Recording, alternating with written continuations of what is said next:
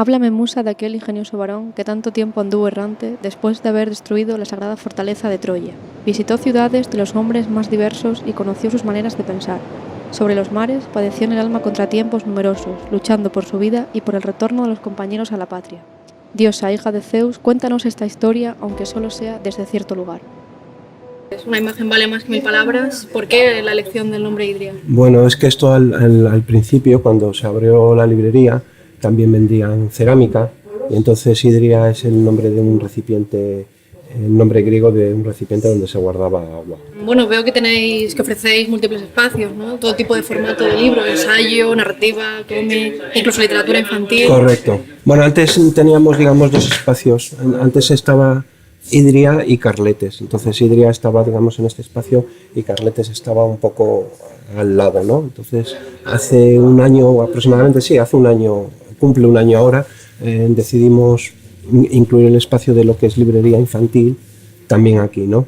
Porque bueno, un tema de optimizar un poco recursos y tal, y porque bueno, también nos resulta interesante que, digamos, la librería infantil diera vida un poco también a la otra parte de la librería, ¿no? Bueno, ¿cómo surgió la idea de incluir en un mismo espacio tantos contenidos como ya anteriormente me has comentado? Bueno, hace 2 años, como últimamente la librería y generalmente el sector estaban un poco en caída, es decir, porque los libros, como todo lo que es el tema que afecta a la cultura, las ventas cada vez se vende menos, pues intentaron darle como un nuevo empujón a la librería. Y entonces, pues bueno, yo venía de otra tienda que llevaba muchos años trabajando en una tienda de discos. Entonces esa tienda cerró y bueno, me propusieron venir aquí y, digamos, montar un espacio con música y con películas, ¿no? ¿Creéis que la piratería puede afectar, bueno, os ha afectado Sí, al bueno, sector? la piratería lleva afectando pues prácticamente en cuestión de música los últimos 12 o 13 años, y en cuestión de libros a raíz de la entrada del libro electrónico pues desde los últimos 4 años. Hombre, obviamente afecta. Es decir, lo que está claro que llega un momento en que menos de lo que se vende no se va a vender. Hay, digamos, un estancamiento de ventas, ¿no? De hecho, por ejemplo, este año en música se ha vuelto a vender un poco más, y en libros, pues bueno, este año se ha vendido un poco menos. Pero bueno, yo creo que es una cosa con la que, tal como están las cosas, tienes que aprender a convivir. Es una cosa inevitable. Al igual que con las nuevas tecnologías, ¿no? Por ejemplo, los libros electrónicos, las tabletas. Correcto. Es decir, a la gente que todavía sigue teniendo interés en venir a una librería a comprar música o a comprar libros, pues lo que le tienes que intentar dar es un buen servicio.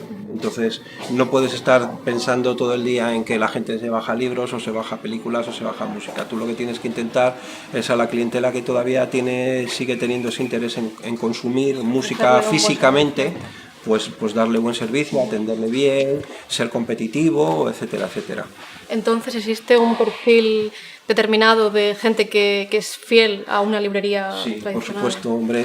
Por ejemplo, Idria como librería lleva abierta aproximadamente 30 años, con lo cual, obviamente, hay gente independientemente que fiel Salamanca sea una ciudad muy de paso, porque al ser una ciudad de estudiantes hay mucha gente que va, que viene, pero bueno, hay mucha gente que vive en la ciudad de Salamanca y que tienes una clientela de muchos años, ¿no? Claro, luego al ofrecer cafetería pues se fomenta más la lectura tradicional, y el relacionarse con gente que tiene mismos gustos. Claro, no vienes y no es vamos, yo creo que no es la típica tienda que tú estás, digamos, detrás de un mostrador y atiendes ahí de una manera más o menos un poco fría, ¿no? Es otra cosa. Estás un rato, sales a fumar un cigarro o vienes, le ofreces una cerveza, etcétera, sí, bueno, etcétera. Es un espacio diferente. Sí.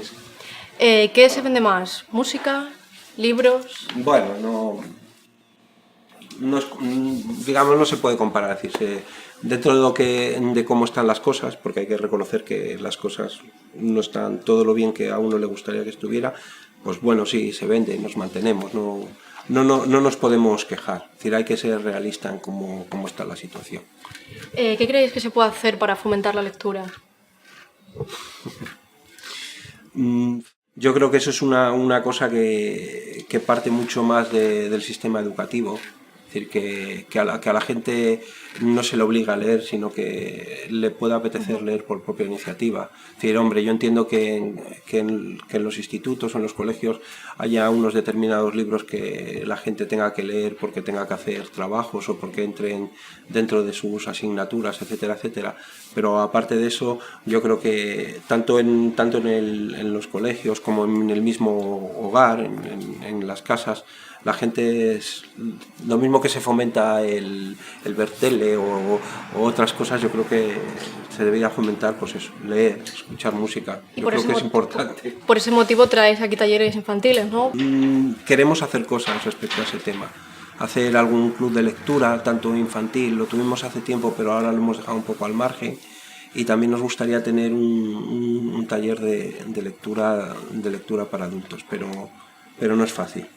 ¿Cómo es la preparación de los talleres infantiles? ¿Que se encargan profesionales específicos? ¿Se encargáis vosotros? No, se nos ofrecen las actividades y nosotros digamos que somos un vínculo entre la persona que nos ofrece la actividad y nuestra clientela. Lo anunciamos a través de las redes o aquí en la misma librería y entonces pues bueno, apuntamos a la gente para que vengan a hacerlo y somos unos meros intermediarios. Bueno, sabemos que lleváis a cabo conciertos. ¿Cómo es un concierto en un espacio tan diferente, no? No es el típico escenario convencional. Sobre todo intentamos hacer conciertos sobre todo de grupos de Salamanca. Es decir, porque bueno, siempre tienes el componente un poco de que la gente los conoce más. Y bueno, tienes ahí un público más o menos fiel que puede asistir a los conciertos. Entonces lo que hacemos generalmente en los conciertos es en la parte ahí donde están los sofás, lo vaciamos y ahí es donde se ponen los músicos a tocar y bueno, generalmente suelen ser formatos más bien acústicos. Bueno, tampoco queremos aquí que la gente empiece a dar botes y a saltar y a romper guitarras, que no es el plan. Pero bueno, se crea un ambiente muy agradable, la gente se sienta en los otros espacios, si hay mucha gente se sube por la galería, entonces se crea un ambiente bastante interesante. Durante, por ejemplo, ahora aproximadamente un mes, estuvimos haciendo una serie de programas que organiza un chico que se llama Paco Jiménez, que tiene un programa que se llama Tres Acordes Rock Fest. Entonces era una especie como de entrevistas a grupos complementarias con artistas, con actuaciones y está muy bien. Yo creo que se está a gusto. Además, bueno, tampoco es que aproximadamente suelen venir sobre 30 o 40 personas o así. Está bastante bien. Entonces se crea un vínculo más cercano, ¿no?, entre el artista y el público. Sí, sí. Además la gente generalmente cuando suele venir a estas presentaciones suele ser bastante respetuosa, es decir, se crea un ambiente bonito. Mira, de hecho, por ejemplo, la próxima semana, el sábado, vamos a tener la presentación en acústico del último disco del grupo de la maravillosa Orquesta del Alcohol, que bueno, yo creo que ese día va a estar un poco lleno, ¿no? Incluso son bastantes integrantes en el grupo, igual. Generalmente lo más que hemos llegado a tener han sido 3 o 4 músicos. 3 o 4 músicos. El otro día tuvimos, por ejemplo, una presentación de un libro de un escritor de aquí, Salamanca, y lo hizo también con música. Es decir, hablaban y entre la presentación también intercalaban canciones. Está bastante bien. ¿Qué otros conciertos tenéis a la vista? Lo que intentamos hacer es, sobre todo los sábados por la tarde, que es un día, digamos, que se queda un poco muerto en cuanto a venta, pues la gente está, no sé, está como más tranquila y vamos a intentar hacer conciertos de grupos, ¿no? Sobre todo, ya te digo, de Salamanca, tenemos en agenda a los Render Surfers, a Lulu and the Rockets, a un grupo de aquí de jazz de Salamanca, Circular Trio, y bueno, y estamos abiertos un poco a la que la gente, también otro grupo se llama El Hombre Tranquilo, y un poco estamos abiertos a que la gente se nos ofrezca y venga un poco a tocar, si les apetece tocar, claro. O sea, fomentar la cultura, ¿no? Aquí, la propia cultura en Salamanca, para traer grupos que sean de aquí, de Claro, Salamanca. porque bueno, hombre, ahora tal como está un poco la escena en Salamanca, que hay multitud de grupos y multitud de formaciones tocando, hombre, yo creo que un poco lo que falta es, porque a la gente lo que en realidad le apetece, independientemente de ensayar en su local, pues es mostrar su música a la gente, ¿no? Al público. Entonces, pues bueno, pues les das un poco las facilidades. A ti te viene bien y a ellos yo creo que también les puede interesar que la gente les vea en directo, ¿no? Algún manager o algo. Por ejemplo, el concierto, el que comentas, el de la moda, es gratuito, ¿verdad? Sí, es gratuito. Sí. No, los conciertos son todos gratuitos. Siempre gratuitos. Son todos gratuitos. Sí, una buena oportunidad para que el público pueda conocer. Efectivamente, son gratuitos, sí. Bueno, ya lo hacemos sin afán de lucro. Ya dejando atrás el tema de la música, ¿soléis traer contenidos, pues revistas, libros, que traten temas un poco fuera de la normatividad? Traemos cosas, publicaciones que también libros de gente que publica en Salamanca, que tiene, digamos, una distribución limitada, pues generalmente nos vienen y nos ofrecen la venta, ¿no? Por ejemplo, ahora tenemos una revista que ya va por el número 3, que se llama Pangea, y bueno, pues sí, y libros de artistas de aquí, de escritores de Salamanca, tenemos bastantes, sí. ¿Recordáis alguna actividad que deseabais traer, pero por algún motivo no pudisteis? Hombre, siempre quieres traer a gente, digamos, que tenga un poco más de nombre, ¿no? O que sean más conocidos, ¿no? Pero bueno, estamos aquí en Salamanca, que digamos que está un poco fuera de los circuitos culturales más importantes, como pueda ser Madrid, Barcelona, Valencia, etcétera, etcétera. Entonces, pues bueno, pues alguna vez sí que ha venido gente con un poco más de renombre, pero bueno, si vienen, bienvenido seas, y si no, pues con la gente que viene a vernos estamos muy contentos, porque es decir, ni les damos nada ni nos dan nada, es decir, nosotros agradecidos.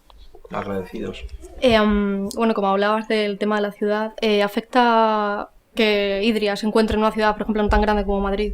¿O no hay bueno, problema?